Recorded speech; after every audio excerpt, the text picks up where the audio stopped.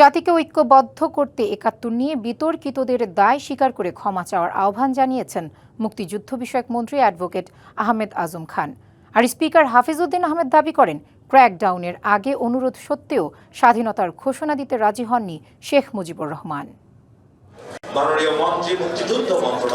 মুক্তিযুদ্ধে ইস্ট বেঙ্গল রেজিমেন্টের ভূমিকা শীর্ষক এই আলোচনা সভার আয়োজন করে অবসরপ্রাপ্ত সেনা কর্মকর্তাদের সংগঠন রাওয়া। এতে যোগ দেন জাতীয় সংসদের স্পিকার, মুক্তিযুদ্ধ মন্ত্রীসহ সাবেক সেনা সদস্যরা।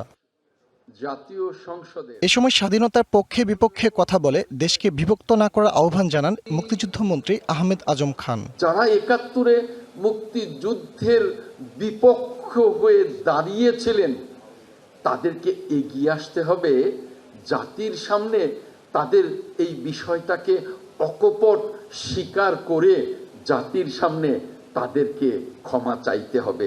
স্পিকার বীর মুক্তিযোদ্ধা হাফিজউদ্দিন আহমদ অভিযোগ করেন, মুক্তিযুদ্ধ পরবর্তী ইতিহাস সঠিকভাবে তুলে ধরা হয়নি।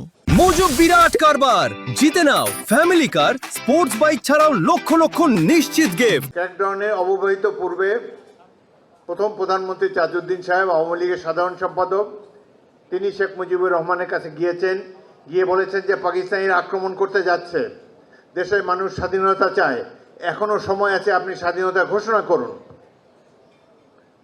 শেখ মুজিবুর রহমান সাহেব বললেন যে না, আমি বিচ্ছিন্নতাবাদী হতে পারি না, পাকিস্তান ভাঙাতে আমার কোনো অবদান থাকুক এটি আমি চাই না। ইস্ট বেঙ্গল রেজিমেন্টটি মুক্তিযুদ্ধের সময় প্রতিরোধের ভিত্তি গড়েছিল বলেও মন্তব্য করেন স্পিকার।